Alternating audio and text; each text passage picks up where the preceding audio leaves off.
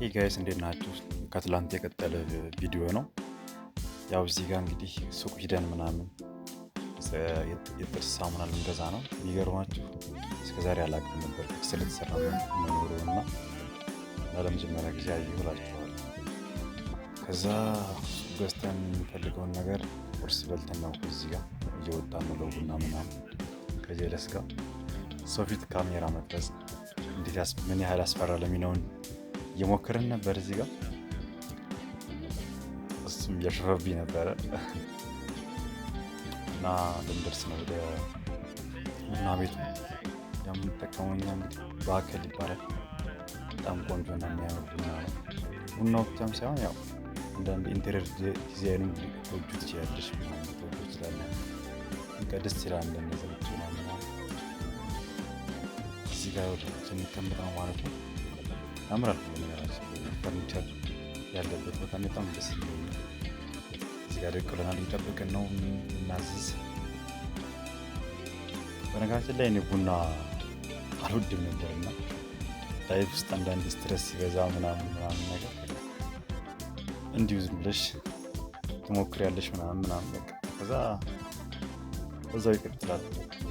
ያ ማለት ግን አሁንም ቢሆን ቡና ካልጠጣሁ ምንም የማልሆን ሰው አይነት ነኝ። ምንም በጣም ግን በቃ ሄድኩኝ በሚለው መጠጥ ጀመርኩላለሁ እና ያምራል። ቦታው በጣም ነው የሚያምረው እና ቡናችን መጣች እዚህ ጋር። ነገራችን ላይ ቡና ደስ የሚለኝ እንደዚህ አረፋ ሰርቶ ሲመጣ ነው። አንደኛ በጣም ቁስ መሆኑን የማረጋግጥበት፣ ሁለተኛ ደግሞ ስጠጣው ሲያንስ ይሆን እንደዚህ አረፋ ሲኖረው ደስ ይላል። እዚህ ጋር ስኳር ሳንጨምራ ቀድተዋለች እሷ። መጀመሪያ ስኳር መጨመር አለበት ይመስለኛል እኛ ሞልት እንዳይፈስ ምናምን ነገር።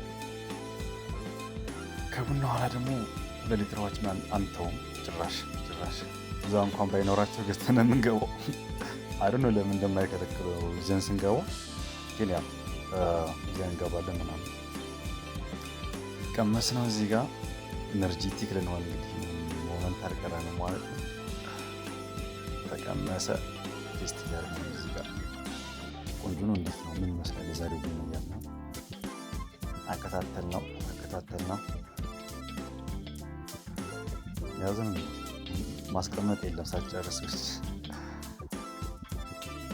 እኔ ግን ቡና እንደ ማለት ስራ ለመስራት ወይ ደግሞ ለመንቀሳቀስ የግድ ቡና መጠጣት አለብኝ ብዬ አላስብም ሰንበት እና ለዛ ባላረግ እኔም ደስ ይለኛል። ደግሞ አላረገውም በጣም ሬር ነው የምጠጣበት ሞመንት እና ምክንያቱም ቡና ከጠጣሁ በኋላ ከሆነ ደቂቃ በኋላ ከ40 ደቂቃ ከ30 ደቂቃ ማክሲመም 1 ሰዓት ነው በጣም ኢነርጂቲክ ያደርገኛል ምናምን ብራይት ይሆናለሁ ምናምን። ከዛ በኋላ ግን ቡና ሳልጠጣ የነበረኝን ኢነርጂ አውቶማቲካሊ ያስወግደዋል፣ ሪጀክት ያደርገዋል ከሰውነት። ድብርት ውስጥ ነው የምገባው፣ አይኔ አይከፈትም ምናምን። ከመምጣቴ በፊት የነበረው ኢነርጂ እና ጭራሽ ይጠፋ አይደለም። ቡና ጠጥቼ ማሳየውን ሪያክሽን ጭራሽ ከዛ በፊት የነበረው ይጠፋብኛል። ስለዚህ አለመጠጣቴ በጣም ቤስት ነው ማለት ነው ለእኔና ሌሎችም ሪከመንድ የማደርገው እንደዛ ነው። ሰውነታችሁ በራሱ ኢነርጂ እና ደግሞ በራሱ ተነሳሽነት ኢንቴንሽናሊ መስራት መንቀሳቀስ እንዲችል ማድረግ እንጂ በሁለተኛ አካል እንደዛ ማስለመዱ በፍጹም ኔቨር አይ ዶንት ሪከመንድ ፎር ኦል። እና እዚህ ጨረስን። ውሃችን ሻት እያደረግን ነው። በነገራችን ላይ አይ ላቭ ወተር በጣም የምወደው ማፈቅረው ጭራሽ ውሃ የሚባል ነገር። ምክንያቱም በቃ አጀስት በቃ በጣም ነው ደስ ይለኛል። በቃ ከ2 ሊትር በላይ እጠጣለሁ ትንሽ በጣም ከተባለ ነው። ውሃ ጠጥ ከቡና ይልቅ እላለሁ። እዚህ ጋር ከጀልስ ጋር የተሳሳቅን ነው ምናምን እንደሚወራኝ አላውቅም አላስታውስም።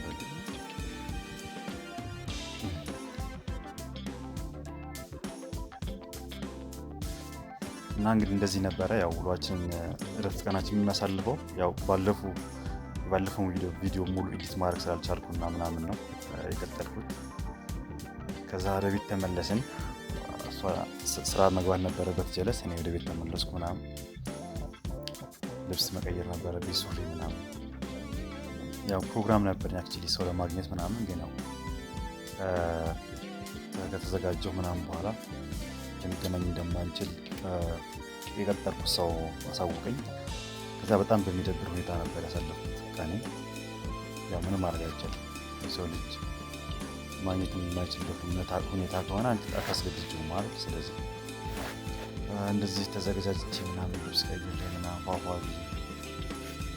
ስልክ ምናምን ደውዬ ምናምን ዛሬማ እርጀንት ነገር ገጥሞኛል አልችልም ማግኘት አልችልም ሲለኝ ከዛ ምን ማድረግ አይቻልም።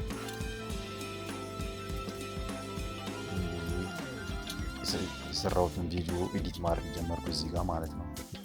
በስልክ ነው ኤዲት የሚያደርገው። አክቹዋሊ በጣም ከባድ ነው ሰው እንደዚህ ተቀምጠ ለዛው ወንበር አልባ ምናምን በጣም ከባድ ነው። ኤዲት ለማድረግ እየሞከርኩ ነው ወዲያ ወዲህ እያልኩ።